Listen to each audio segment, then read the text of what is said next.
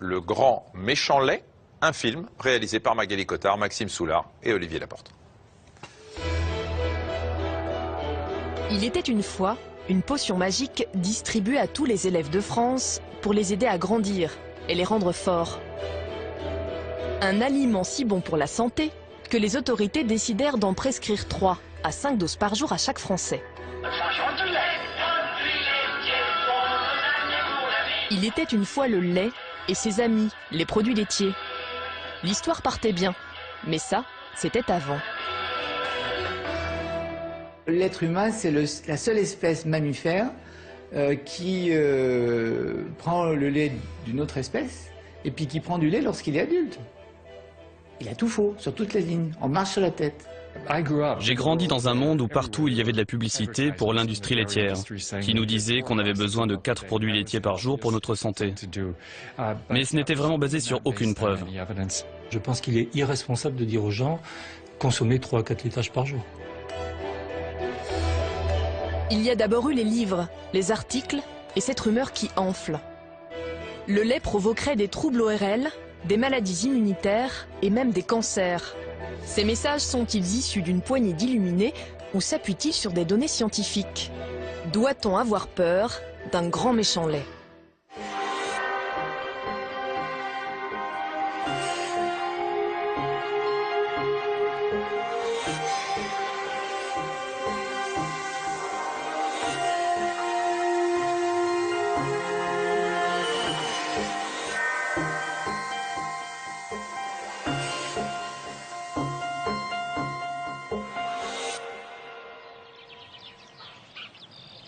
Des Français qui s'interrogent sur leur consommation de lait, nous en avons trouvé dans un endroit inattendu.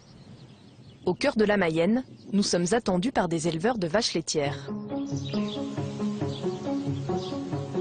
Luc et Marie-France ont repris cette exploitation il y a une quinzaine d'années, avec une idée en tête, produire un lait et une viande les plus sains possibles. Allez. Alors ici, on ne donne pas de soja aux bêtes, mais à la place de la luzerne.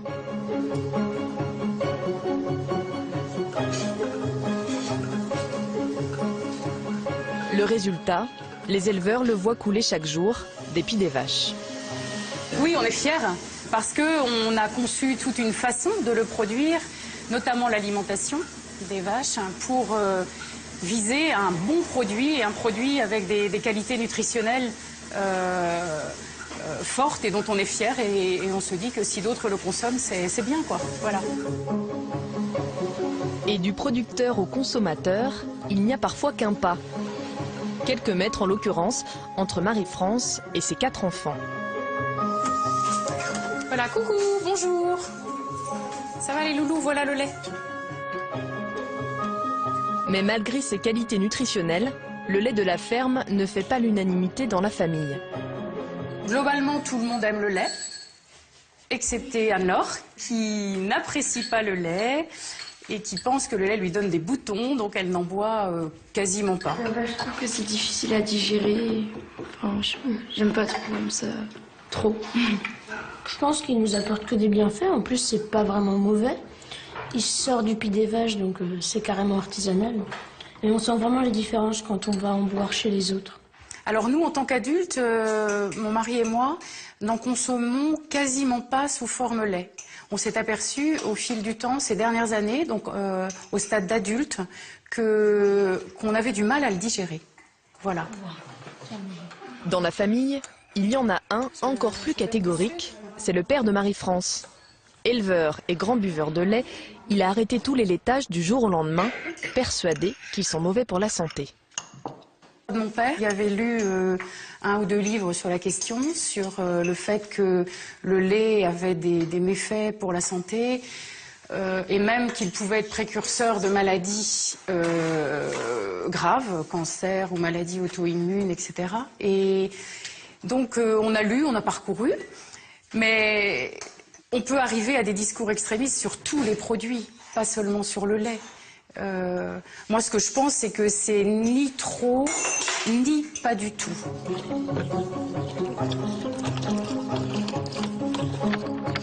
Les Français, eux, ont en tout cas choisi d'en consommer moins, préférant se reporter sur les fromages et les yaourts.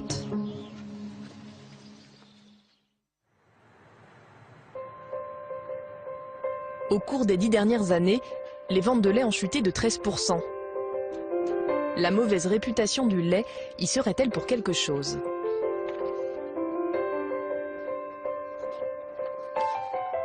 Les dernières enquêtes révèlent que 16% des Français, soit 10 millions de personnes, craignent les effets du lait sur leur santé. La peur qui arrive en tête des sondages concerne la santé des enfants. Le lait provoquerait des problèmes ORL à répétition, comme des sinusites ou des otites. Alors dans le doute, certains préfèrent tout arrêter. En plein cœur de Paris, nous avons rendez-vous avec une mère de famille. Cette Française d'origine mexicaine n'a pas mis les pieds dans un supermarché classique depuis des années. Ses courses, elle les fait uniquement dans des magasins bio.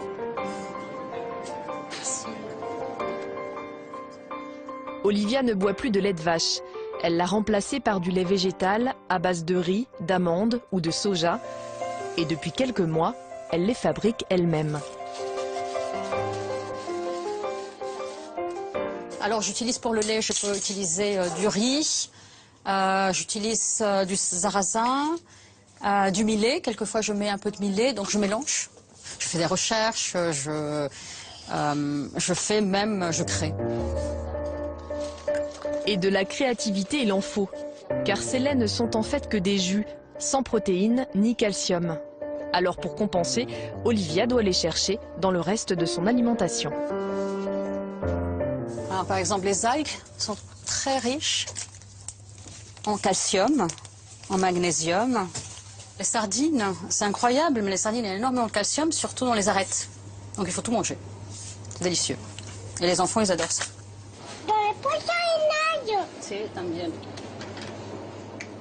Olivia surveille surtout de près les besoins nutritionnels de ses deux filles, de 3 et 5 ans, car elles non plus ne boivent jamais de lait de vache.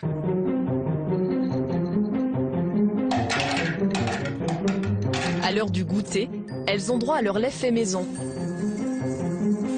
Des noisettes, des noix de cajou, du riz, un peu d'eau.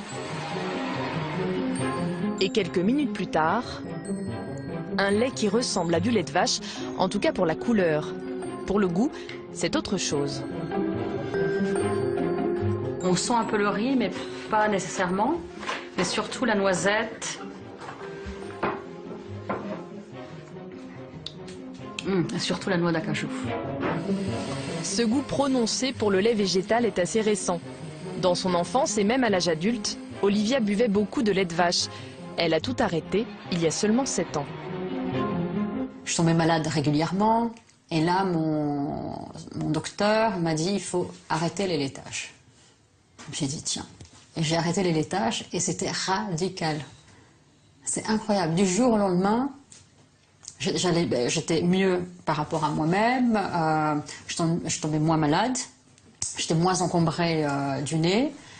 J'avais moins mal à la tête. Mon estomac allait beaucoup mieux. J'avais un transit normal. Donc il y a eu un grand changement. Depuis, Olivia a fait une croix sur tous les produits laitiers. Ses filles, elles, mangent encore 1 ou 2 yaourts par semaine. Mais Olivia est persuadée qu'ils sont responsables des rhumes de sa fille aînée. On y va? Oui.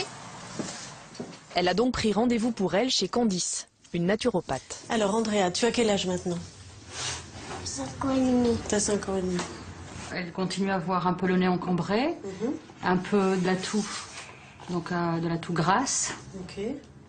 Donc, la naturopathie est une thérapie non conventionnelle qui s'appuie en grande partie sur l'alimentation. Oui. Alors quel type de yaourt? Mais ça, c'est les petits yaourts au lait de vache. D'accord, ça c'est ton petit plaisir. Voilà, donc c'est peut-être Il n'en faut pas plus à la naturopathe pour faire son diagnostic en s'appuyant sur un discours qui se veut très scientifique. La muqueuse intestinale va tendre à être beaucoup plus perméable et va laisser passer dans le système sanguin des bactéries qui sont ensuite acheminées par les voies respiratoires et favorisent des mucosités.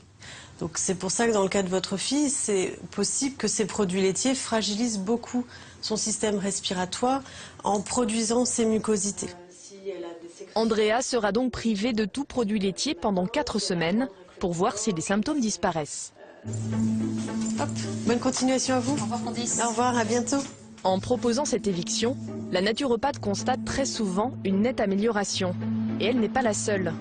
En France, beaucoup d'ostéopathes ou d'homéopathes font la même observation. Mais qu'en pense la médecine conventionnelle? Nous contactons l'hôpital Necker, à Paris. Au service ORL, la question fait sourire. On ne voit pas pourquoi le lait provoquerait des sinusites. Les seuls praticiens qui prennent le sujet au sérieux, ce sont les allergologues. Le docteur Nian Famti fait parfois le même constat que les naturopathes, mais uniquement chez les enfants allergiques aux protéines de lait. Dans un petit nombre de cas, parmi ces enfants-là, eh bien, on a constaté qu'effectivement, on pouvait avoir une augmentation d'infections respiratoires, de signes respiratoires au niveau ORL et encore plus rarement au niveau bronchique. Donc, ça part d'une constatation clinique, mais je dirais que ce sont des cas extrêmes, c'est-à-dire que ce sont des enfants qui ont une consommation lactée qui est très importante, qui boivent plus de parfois 1 litre, l'équivalent d'1 litre de lait par jour. Le phénomène est peu connu des médecins, car les études et les cas sont rares. Moins de 5% des enfants allergiques au lait développent ces symptômes. On est donc loin des constatations de la naturopathe. Là, on va faire des tests d'allergie, on va regarder si... Et le médecin met en garde les parents qui priveraient leurs enfants de laitage un peu trop vite. Cet état d'irritation des bronches. C'est pas anodin parce que ça a des conséquences quand même, des conséquences familiales, sociales, l'organisation de l'école et puis personnelle aussi. Il y a une image extrêmement forte de l'allergique. C'est-à-dire que l'enfant peut se sentir exclu, différent, isolé par rapport à ses camarades, parce qu'il ne mange pas la même chose, parce qu'il faut faire attention. Est-ce qu'on fait bien en imposant ces régimes? Est-ce qu'on fait bien en posant ces diagnostics? Ce médecin recommande aux parents de demander systématiquement un avis médical avant de se lancer dans un régime sans lait, surtout chez les plus petits.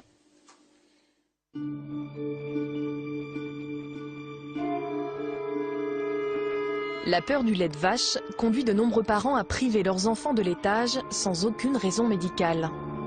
Comment en arrive-t-il là? Comment explique-t-on ce rejet du lait?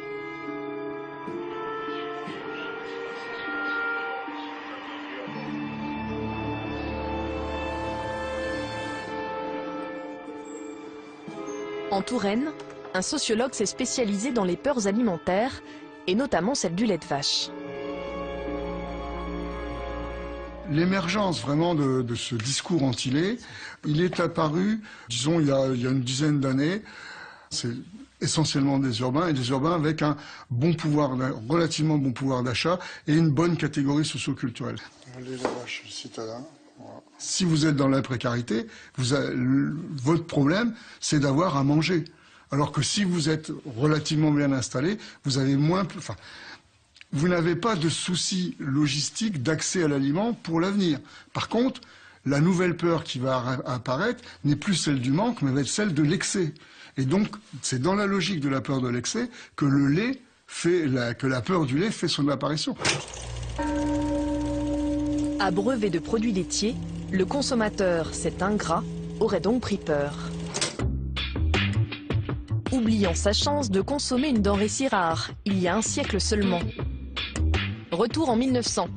À l'époque, seuls nos aïeux des champs consommaient le lait de la ferme. Car pour nos aïeux des villes, boire du lait, c'était un peu comme jouer à la roulette russe. Alors il y avait des images attendrissantes de la petite laitière qui vendait son lait de porte en porte ou qui vendait son lait aussi sous les porches des maisons dans les villes. Et elle avait une image sympathique et positive. En fait, elle vendait un produit parfaitement malsain. Tout change avec la pasteurisation qui limite la présence des bactéries et rassure les Français. Leur consommation de lait va doubler entre 1900 et 1950. Juste après la Deuxième Guerre mondiale, ce lait va permettre à l'État de nourrir des enfants affamés. Pitoyable martyr de la guerre et de ses terribles séquelles, des millions d'enfants souffrent encore de la misère et de la faim. Le lait a un double avantage. Il est riche en protéines, tout en étant bon marché. Alors à partir de ce moment, les gouvernements successifs n'auront de cesse de faire sa promotion auprès des enfants. L'exemple le plus célèbre est certainement celui de Pierre Mendès France, qui rendit obligatoire la distribution d'un verre de lait sucré dans toutes les écoles en 1954. Et il ne pensait pas seulement à la santé des enfants. On pensait beaucoup à la santé de l'économie. On produisait du lait, il fallait le consommer. Donc on a poussé à la consommation pour trouver un débouché donc à ce qu'on appelait le fleuve blanc, qui tendait à inonder quelque peu les campagnes françaises. Ce fleuve blanc s'écoule encore mieux grâce au procédé UHT et à la brique Tetra Pak, qui permet de conserver le lait pendant 3 mois. Jusqu'alors, l'industrie rassure. Mais dans les années 70, elle se met à jouer à l'apprenti chimiste.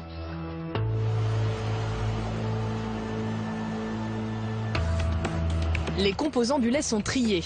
D'un côté, les matières grasses, de l'autre, les protéines ou le sucre du lait. Une haute technologie qui porte le nom de cracking et permet de multiplier le nombre de produits sur le marché.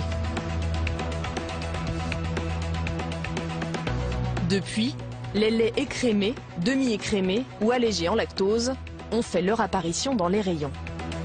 Le fait de faire le cracking du filament du lait va provoquer une vision a posteriori industrielle du lait. À un moment, on a rajouté des choses dedans. Le lait vitaminé, le lait chocolaté, le lait ceci, le lait cela. Et donc d'un seul coup, la filiation à l'animal se faisait moins, mais le côté industriel apparaissait criant. Un lait transformé, et voilà le consommateur qui s'inquiète des conséquences sur sa santé. Cette peur du grand méchant lait relève-t-elle du fantasme ou repose-t-elle sur une réalité médicale? Maux de ventre, troubles du transit, le lait peut-il nous rendre malades? Non merci ma chérie, tu sais bien que je ne digère pas le lait. Oui mais ça, c'est Matin Léger de Lactel. Un lait facile à digérer car il contient 90% de lactose en moins. Le lait indigeste, ce n'est pas seulement un argument publicitaire. Au moins 30% des Français ont du mal à digérer le sucre du lait. En langage médical, on parle d'intolérance au lactose.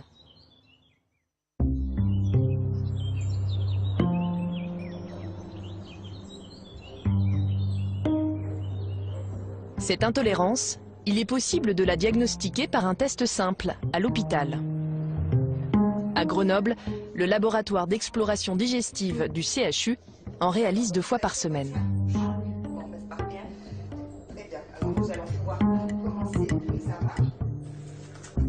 Depuis plusieurs mois, Dolores souffre de constipation suivie de diarrhée sévère. Son médecin est persuadé que c'est à cause des produits laitiers, mais elle en doute sérieusement. Je ne crois pas parce que les yaourts, j'en mange presque pas, je n'aime pas. Le lait, j'ai arrêté subitement parce que ça me disait plus rien. D'après vous, là, on ne va pas détecter d'intolérance au lactose? Je ne crois pas, je ne pense pas. Donc c'est 50 grammes de lactose qui correspond au sucre du lait, donc l'équivalent d'1 litre de lait que je vais diluer dans 250 ml d'eau. On va remuer, vous allez boire ceci. Si les problèmes digestifs de Dolores sont causés par une intolérance au lactose, dans les 3 heures qui viennent, elle ressentira les symptômes habituels. Non, c'est pas de goût. Il suffit donc d'attendre que la digestion commence.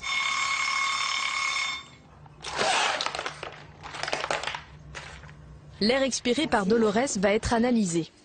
Si elle est intolérante au lait, son intestin va libérer un gaz, de l'hydrogène, qui passe dans le sang et arrive jusqu'au poumon. J'injecte donc 7. Pour l'instant, tout va bien. Mais une demi-heure plus tard...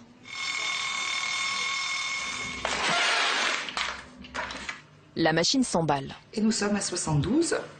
Au bout d'une heure, c'est un chiffre qui est relativement important. En général, on les voit progresser à 1 heure entre 20 et 30, mais rarement de façon aussi importante. Donc je pense que sur les prochains prélèvements, les chiffres vont être d'autant plus élevés.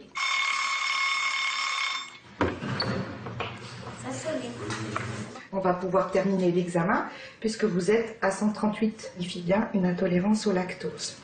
Des douleurs abdominales? Un tout petit peu, oui, ça faisait glou glou glou glou. Et des gargouillis? Oui, des gargouillis. Et puis alors je suis allée à la selle, excusez-moi de vous dire, je suis allée en diarrhée, voilà. Et au niveau des douleurs Les douleurs, non, j'ai toujours un peu la nausée, sans ça, ça va. Dolores est rassurée, pas besoin d'examen complémentaire. Mais à partir de maintenant, les produits laitiers ne sont plus vraiment ses amis. Le lait, je n'en boirai plus. Je ne boirai plus de lait, je mangerai plus de yaourt. C'est dommage. Mais je me rattraperai un tout petit peu au fromage. Les médecins recommandent généralement d'arrêter tous les produits laitiers pendant 4 semaines et de réintroduire ensuite progressivement du fromage ou des yaourts qui, eux, contiennent très peu de lactose. Et pour les personnes qui veulent continuer à boire du lait, les formules allégées en lactose sont mieux tolérées. Comme Dolores, des millions de Français vivent avec des troubles digestifs sans que personne n'ait jamais pensé à faire le lien avec le lait. Je trouve que c'est une pathologie dont on parle peu dans les études de médecine et également dont on parle peu aux gastro-entérologues, qui m'apparaît sous-estimé pour prendre en charge les patients qui viennent pour des douleurs abdominales. Mais même un médecin averti peut passer au travers. Ce matin-là, le docteur Mathieu reçoit une patiente qu'il suit depuis 10 ans pour une maladie du pancréas et de nouveaux symptômes viennent d'apparaître. J'ai tendance à avoir, oui, effectivement, mal à la tête, à être fatiguée, tout simplement. Fatigué, oui. Est-ce que vous avez aussi des douleurs dans les articulations? Oui, au niveau des épaules et au niveau des jambes. Au niveau des épaules et des jambes, d'accord. Ces nouvelles douleurs incitent le médecin à s'intéresser pour la première fois à la consommation de laitage de sa patiente. Envie de vomir de temps en temps aussi. Dans votre alimentation, est-ce que vous avez l'impression que vous prenez beaucoup de lait? Oui, je passe facilement 1 litre de lait par jour. D'accord, oui. La jeune femme réalise alors que sa toute première crise, il y a 10 ans, a eu lieu dans une ferme, juste après avoir bu du lait de vache. Vous sortez de la ferme et c'est quoi? Ce qui m'intéresse, c'est les premiers signes, c'était quoi? Les premiers signes, en fait, j'ai eu très mal au ventre. J'avais vraiment très mal au ventre. Je suis allée voir le médecin, donc j'ai travaillé toujours dans cette ferme. Et en fait, c'est avéré que c'était une crise de foie pour lui. Qu'est-ce que vous appelez une crise de foie? C'était quoi? Le ballonnement, peut-être, très certainement. Oui. Ça fait très longtemps aussi. Oui, je sais, mais enfin quand même, donc les nausées, donc le point de départ, finalement, ça peut être, pourquoi pas, une intolérance au lactose en point de départ. Ah ouais. Je m'y attendais vraiment pas. Moi non plus. Non, mais là, ce qu'on veut voir, c'est de façon très temporaire, clac, on arrête et on voit si vous n'avez plus de symptômes. Je pense que, vu ce que vous venez de me raconter, on pourrait faire disparaître les douleurs, les gonflements, les ballonnements, tout ce qui est trouble du transit. Et ça, c'est moins évident, mais why not les douleurs articulaires et les céphalées. Comment le simple fait de boire du lait peut-il entraîner des maux de tête ou des douleurs articulaires? Pour le comprendre, il faut rappeler comment nous digérons. Le lait que nous buvons tombe dans l'estomac et part ensuite dans l'intestin grêle. C'est là normalement que le sucre du lait, le fameux lactose, ici représenté par des petits monstres verts, doit être digéré. Cette mission est confiée à une super enzyme, la lactase, qui doit les couper en deux. Mais quand la lactase fonctionne moins bien ou qu'elle a disparu, le sucre du lait se retrouve intact dans le côlon. Et cette fois, ce sont des bactéries qui vont se charger de le casser. C'est cette fermentation qui tout d'abord va créer de l'hydrogène. Et l'hydrogène, ça donne des gaz. ça gonfle le côlon, et en gonflant le côlon, ça peut donc donner des gaz, des flatulences, mais des douleurs abdominales. Mais il y a pire encore. Quand les bactéries ont beaucoup de mal à casser le lactose, elles libèrent des substances toxiques qui passent dans le sang et peuvent entraîner les autres symptômes. Et voilà pourquoi il y a certains patients et également des publications dans la littérature médicale qui rapportent des céphalées, des migraines, de l'eczéma, des douleurs articulaires, comme ma petite patiente de tout à l'heure. Ces symptômes ont beau paraître lourds, l'intolérance au lactose n'est pas une maladie. Nous allons voir qu'à l'échelle de la planète, c'est même la norme.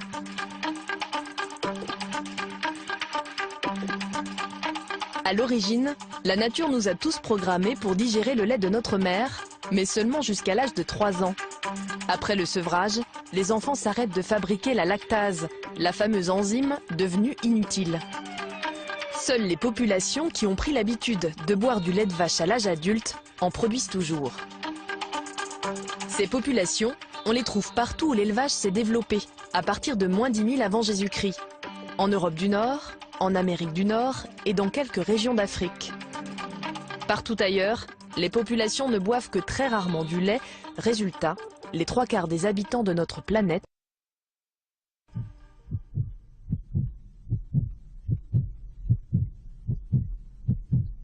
L'intolérance au lait a beau être la norme, en France, les médecins considèrent toujours qu'il s'agit d'une maladie qu'il faut absolument soigner.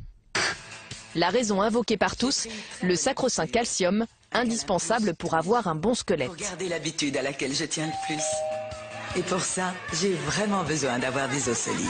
Waouh, maman! Un seul câlin plus apporte la moitié des besoins en calcium et de la... Ces publicités s'appuient sur des recommandations officielles. Pour une alimentation équilibrée, il faut manger 3 à 5 produits laitiers par jour, et sinon, gare à vous. Ah ben bravo les champions du monde, vous l'avez cassé. Mais oui, c'est normal, il mangeait pas de petits Gervais. Et donc, Mais d'où viennent ces recommandations données à longueur de journée par les publicités?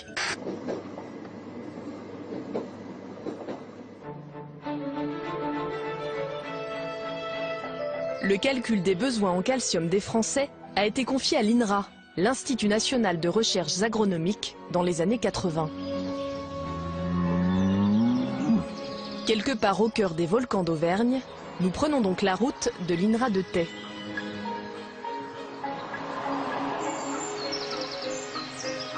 C'est ici que se trouve la spécialiste du calcium en France. Véronique Coxam va nous expliquer de combien de calcium notre squelette a besoin pour rester en pleine forme. Pour le calcul des apports nécessaires quotidiennement, on se base sur le besoin nutritionnel moyen qui correspond aux dépenses obligatoires auxquelles l'organisme doit faire face chaque jour, qui sont de l'ordre de 260 mg. 260 mg de calcium, c'est ce que notre squelette perd chaque jour.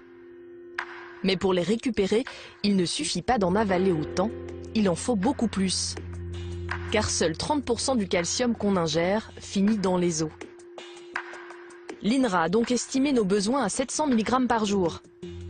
Mais comme les Français ont tendance, paraît-il, à quelque peu esquiver les recommandations, on a d'office appliqué une marge de sécurité. Et donc on arrive au chiffre de 900 mg chez l'adulte. Chez l'enfant qui va grandir, il va falloir lui fournir plus de calcium. Et la personne âgée, elle devra consommer plus de calcium pour pouvoir fixer la même quantité qu'un adulte. En France, les adolescents et les personnes âgées doivent donc avaler 1200 mg de calcium par jour, alors que les adultes peuvent se contenter de 900 mg. Mais que doit-on consommer pour atteindre ces chiffres? Beaucoup d'aliments contiennent du calcium, mais selon l'INRA, un seul compte vraiment, le lait. La voie royale de calcium, ce sont les produits laitiers, puisque c'est la source alimentaire qui va nous fournir le calcium le plus facilement absorbable. Donc 3 produits laitiers correspondent à peu près aux quantités que l'on doit consommer quotidiennement. Et que se passe-t-il si des enfants ne mangent pas suffisamment de produits laitiers. Pour Véronique Coxam, il ne fait aucun doute qu'ils le paieront un jour ou l'autre. Il a été clairement démontré que la non-consommation de produits laitiers pendant l'enfance ou l'adolescence augmente le risque de fracture d'à peu près 10%, 10-11% chez la personne âgée. Donc ce n'est pas anodin. La fracture, voilà la menace qui plane au-dessus de nos têtes et surtout celle des 250 millions de femmes atteintes d'ostéoporose dans le monde. Ces femmes, qui ont une masse osseuse plus basse que la normale, vivent dans la crainte de se casser. Un enjeu médical considérable qui mobilise tous les rhumatologues de la planète. Mais d'où viennent les études qui nous font si peur? L'industrie laitière cite souvent celle du professeur Risoli, une référence mondiale sur le sujet. Il dirige le Centre de maladies osseuses de Genève. Nous partons à sa rencontre.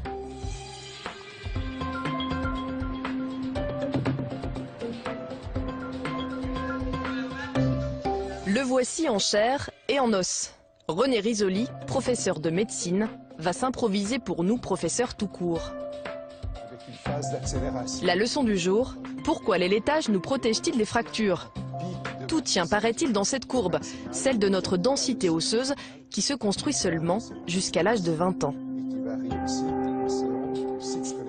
Plus votre capital est élevé, c'est-à-dire plus vous êtes avec un capital favorable, plus vous allez entrer la deuxième moitié de votre vie avec une situation où vous avez assez d'os pour faire face à un stress fracturaire. Alors, si vous êtes là jusqu'à peu près 45-50 ans, la valeur reste constante.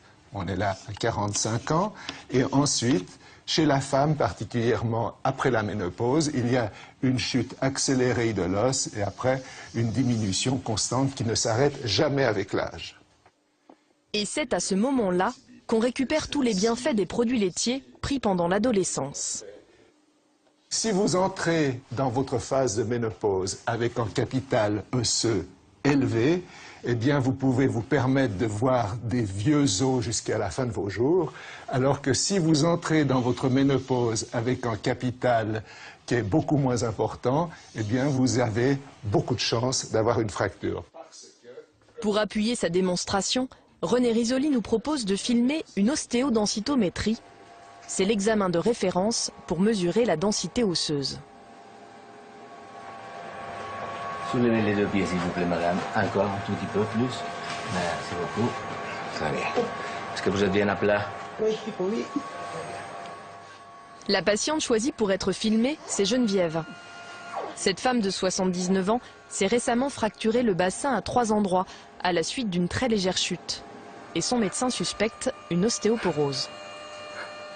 On regarde la densité minérale osseuse de ces vertèbres et le principal composant qui atténue les rayons X, c'est bien sûr des sels de calcium et de phosphore qui constituent ou qui confèrent à l'os sa rigidité et sa dureté.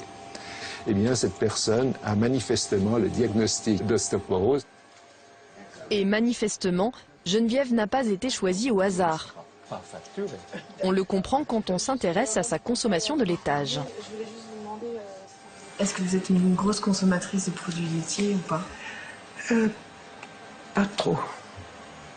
Pas trop. Les yogourts, j'aime pas trop. Non, pas vraiment. Geneviève condamnée à l'ostéoporose parce qu'elle a consommé très peu de produits laitiers. Voilà de quoi conforter la démonstration du professeur. Ce discours est relayé depuis 30 ans par les pouvoirs publics, l'industrie du lait ou les médias. Et les voix qui le contestent font figure d'extraterrestres dans le monde de la recherche.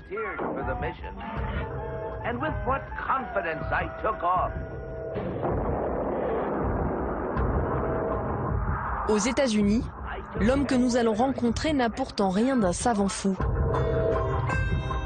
Walter Willett dirige à Harvard la plus grosse unité de nutrition au monde. Dans les années 90, on lui confie le suivi d'une population de 77 000 femmes. Il va alors comparer la santé osseuse de celles buvant moins d'un verre de lait par jour à celles en buvant au moins 2.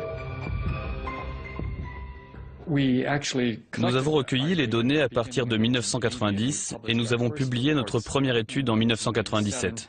Et nous continuons à travailler sur ce lien. Et ce que nous avons trouvé, c'est que les gros consommateurs de lait n'ont pas moins de risques de fracture que les autres.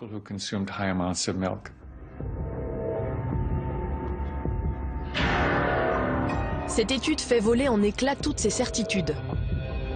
Walter Willett mène alors d'autres recherches. Toutes confirmeront que le calcium des produits laitiers n'a aucun impact sur les fractures, ni sur la santé osseuse.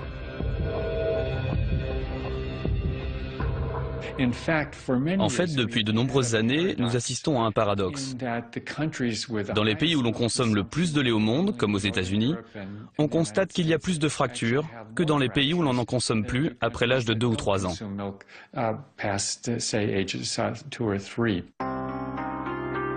L'Organisation mondiale de la santé elle-même s'est intéressée à ce phénomène étrange. Elle recommande d'ailleurs de consommer 500 mg de calcium par jour, 2 fois moins que les recommandations françaises.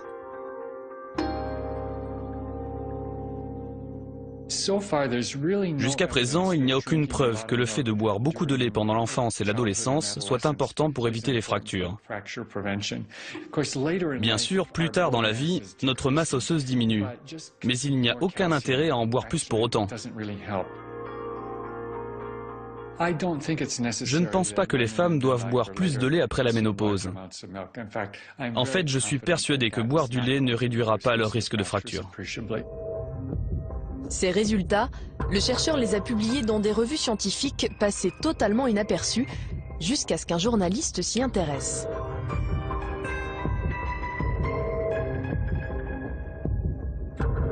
Thierry Soucard a longtemps vanté les bienfaits du lait dans un magazine scientifique réputé. Avant de rencontrer Walter Willett, il croyait comme tout le monde qu'on manquait de calcium.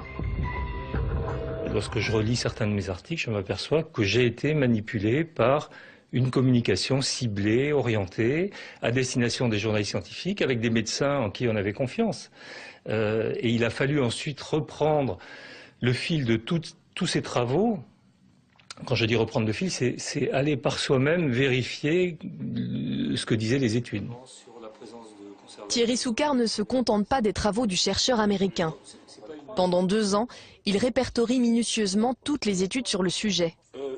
Il commence par s'intéresser à ce fameux pic de masse osseuse, cité en référence dans tous les guides officiels. Il est incontestable qu'une forte consommation de lait et de produits laitiers, pendant l'enfance, surtout pendant l'adolescence, détermine l'acquisition du pic de masse osseuse et constitue alors un facteur important de prévention de l'ostéoporose. Mais moi, oui, on peut affirmer tout ce qu'on veut, hein. Ce modèle reste un modèle totalement théorique qui n'a jamais été démontré. J'ai cherché dans la littérature des études mettant en lien le pic de masse osseuse et le risque de fracture. On n'a pas ça. En 2004, Thierry Soucard publie « Lait, mensonges et propagande ». Il y affirme que les bienfaits du lait ont été largement surévalués par les scientifiques et par les autorités de santé, et il n'y voit qu'une raison, la pression économique. Tous les gens qui prennent la parole, ou quasiment tous, y compris au plan officiel, et vous en avez cité quelques-uns, ont des liens avérés, réguliers, étroits avec l'industrie laitière.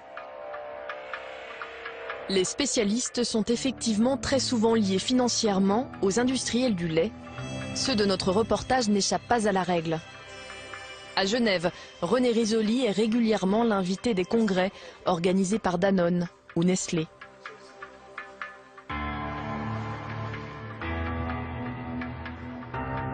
En Auvergne, l'Institut national de recherches agronomiques, celui-là même qui s'est chargé d'établir les recommandations des besoins en lait de la population française, est en partie financé par l'industrie laitière. Je ne pense pas qu'il y ait de scientifiques à l'heure actuelle, dans le domaine de la nutrition, qui ne travaillent pas avec l'industrie agroalimentaire. Ça fait partie du financement de la recherche. En tous les cas, le scientifique se doit d'être honnête et il a son honnêteté intellectuelle et on est libre de notre pensée.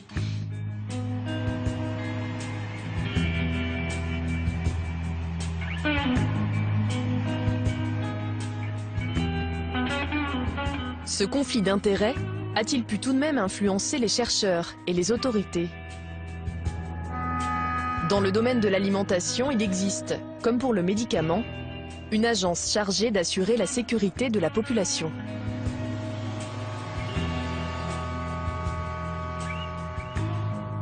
Le professeur Margaritis, experte en nutrition, va nous expliquer pourquoi la France recommande 2 fois plus de produits laitiers que l'Organisation mondiale de la santé. Dans nos pays occidentaux, on consomme beaucoup de protéines, plus de sel, donc ce sont des facteurs qui favorisent l'élimination du calcium, donc de ce fait il faut en apporter plus, ça c'est une chose. On est aussi dans des pays avec des modes de vie relativement sédentaires, on sait que la sédentarité ne favorise pas la santé osseuse, donc tous ces éléments-là vont faire qu'on adapte les repères, on adapte les apports nutritionnels conseillés, mais aussi les repères alimentaires en fonction du contexte culturel et du mode de vie. L'agence planche tout de même sur de nouvelles recommandations qui tiendraient compte des dernières recherches. Une chose est sûre, le temps où l'on avait le sentiment qu'on pouvait consommer des laitages à volonté semble révolu. Tout excès, et en considérant n'importe quelle catégorie d'aliments, est un non-sens d'un point de vue nutritionnel. Donc on n'a jamais dit qu'on devait consommer des produits laitiers à volonté. Donc la mesure, pour les produits laitiers comme pour d'autres groupes alimentaires, doit être de mise. Les laitages, des aliments devenus bien embarrassants pour les autorités de santé qui doivent désormais répondre à une autre inquiétude, beaucoup plus sérieuse. Des médecins et des chercheurs affirment que les produits laitiers peuvent être responsables de maladies graves, comme des cancers ou des maladies immunitaires.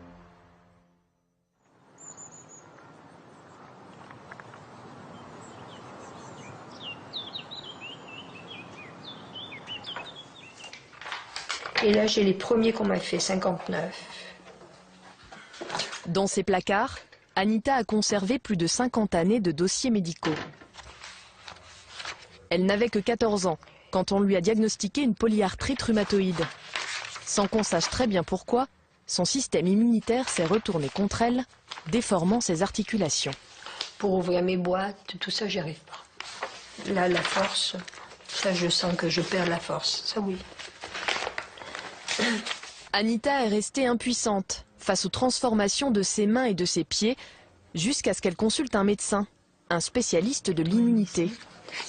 Persuadé que le lait joue un rôle dans cette maladie, il lui demande alors d'arrêter tous les laitages. À partir du moment où le docteur signalé m'a dit que le lait, tout ce qui était lait de vache, c'était très très mauvais pour nous, j'ai tout supprimé. Et je n'ai pas bu de lait, je ne peux pas vous dire, j'ai bu une goutte de lait depuis 10 ans.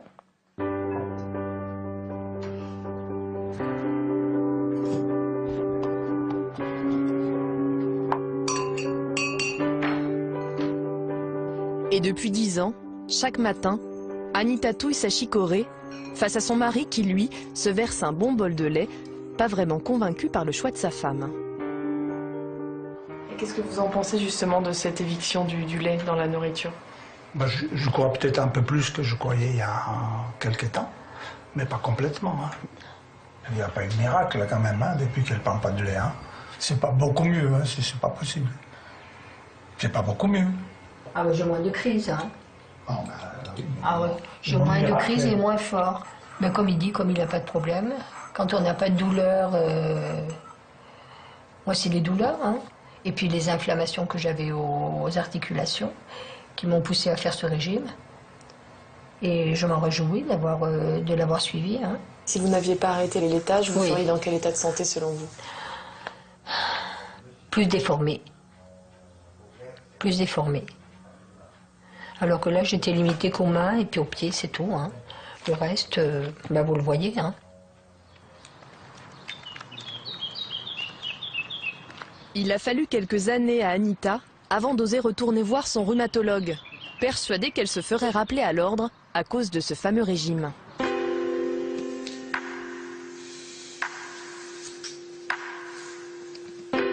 Jean-Pierre Poinsignon se souvient parfaitement du jour où elle a franchi la porte de son cabinet. Ça a été une sorte de révélation, puisqu'elle avait diminué de moitié son traitement et qu'elle allait beaucoup mieux puisqu'elle était en rémission. Après, j'ai appliqué pendant une dizaine d'années à beaucoup de mes patients volontaires cette méthode alimentaire et j'ai maintenant plusieurs centaines de cas qui sont très améliorés par l'alimentation du type signalé, qu'on appelle aussi l'alimentation ancestrale. Jean Signalet, le médecin qui a prescrit à Anita son régime sans lait, est décédé en 2003, laissant derrière lui de nombreux travaux sur le rôle de l'alimentation dans les maladies auto-immunes. Des travaux controversés, notamment à cause de ses propos sur le lait. Jean-Pierre Poinsignon, lui, le considère comme un visionnaire. C'est anti-nature de croire que le lait est un aliment. Le lait est un puissant vaccin, le lait est un super produit de croissance, mais une fois que le mammifère est sevré, il faut arrêter. Donc je pense qu'en premier lieu, comme première cause de problèmes immunitaires, ce sont les produits laitiers d'une autre espèce que l'on met dans l'espèce humaine. Ces propos, aucune étude scientifique ne les a validés, Jean-Pierre Poinsignon le sait. Mais la réussite du régime auprès de ses patientes lui a fait oublier tout ce que la faculté de médecine a pu lui enseigner sur les bienfaits des laitages. Alors que dire aux 200 000 personnes atteintes de polyarthrite rhumatoïde en France? À l'hôpital Cochin, à Paris, un médecin a cherché à savoir si ces régimes avaient un réel impact. Laure Gossec a publié une étude sur le sujet. Aujourd'hui, on n'a aucune preuve scientifique que les régimes en exclusion de produits laitiers aient un effet ni sur l'incidence ni sur la sévérité d'une polyarthrite rhumatoïde. Parce que la polyarthrite, c'est une maladie qui fluctue au fil du temps, ce qui fait que tout naturellement, les patients peuvent aller mieux, l'attribuer peut-être à un régime, au temps qu'il fait, ou à un autre élément. Et en fait, c'est les fluctuations normales de la maladie. Et puis, il y a d'autres arguments. Les Japonais, par exemple, consomment très peu de produits laitiers et pourtant, ils ont également de la polyarthrite rhumatoïde. Donc, je pense que c'est très difficile aujourd'hui de se dire que le lait a un effet. L'amélioration ressentie par les patients a beau être bien réelle, en l'état actuel des connaissances, elle ne peut être attribuée qu'à un effet placebo. Les médecins ne s'opposent pas à ces régimes, à condition que les malades n'arrêtent pas leurs traitements habituels, qui, eux, ont fait leurs preuves. Le lien entre les laitages et les maladies immunitaires n'a donc pas été démontré. Mais qu'en est-il de l'autre grande rumeur, le lait qui provoquerait des cancers? L'homme qui a de nouveau jeté le pavé dans la mare, c'est encore lui, Walter Willett, le responsable de l'unité de nutrition de l'école de santé publique de Harvard. Nous avons, comme beaucoup d'autres, constaté qu'une consommation élevée de lait ou de produits laitiers est liée à des risques plus élevés de cancer de la prostate mortel. Et c'est une de nos préoccupations. La réponse n'est pas totalement concluante, mais nous avons beaucoup de preuves qui vont dans ce sens. Les hommes buvant plus de 3 verres de lait par jour ont, selon les études, entre 30 et 70% de risques supplémentaires de développer un cancer de la prostate. Selon Walter Willett, ce risque serait dû aux hormones de croissance présentes naturellement dans le lait pour faire grandir les veaux. Ces hormones, on les appelle les IGF-1. Nous savons que le fait de boire beaucoup de lait augmente les taux d'IGF-1 dans le sang. Et nous savons aussi que des taux sanguins élevés en IGF-1 sont liés à des risques plus sévères de cancer de la prostate. Il ne s'agit là que d'une hypothèse, mais une hypothèse suffisamment inquiétante pour que les autorités de santé planchent sur le sujet. Pendant 2 ans, un groupe de travail, dirigé par une chercheuse de l'Institut Gustave-Roussy, à Villejuif, a fait l'inventaire des études. Les conclusions ont été rendues en mai 2012, avec une bonne et une mauvaise nouvelle. En ce qui concerne le cancer colorectal, la consommation de produits laitiers, surtout de lait, serait associée à une diminution de risque de cancer colorectal. En ce qui concerne en revanche le cancer de la prostate, il y a quand même maintenant des arguments assez forts pour penser qu'une consommation importante de produits laitiers et ou de calcium serait associé à une augmentation du risque de cancer de la prostate.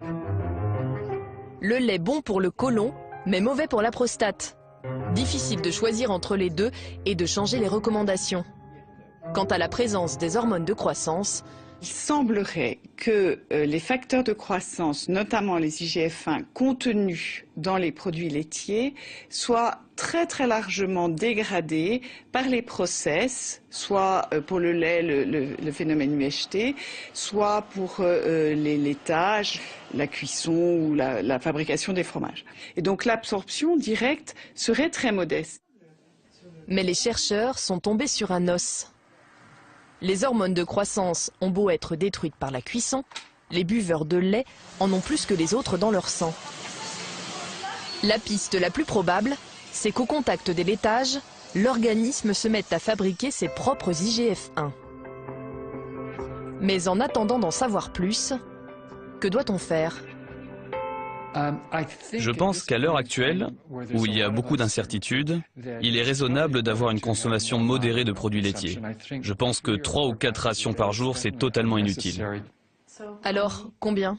Je dirais 1 ou 2 par jour pour la plupart des gens. Oui, 1 ou 2 rations de produits laitiers, cela peut être du lait, du fromage ou des yaourts. Un principe de précaution, en attendant de nouvelles études, pourquoi pas ? Mais quelles études et comment les mener? L'impact du lait sur notre santé dépend de nos gènes et de l'ensemble de notre alimentation, ce qui rend les recherches très difficiles. Il va donc falloir s'armer de patience avant d'obtenir des réponses qui condamneront peut-être, ou au contraire, blanchiront un jour le lait.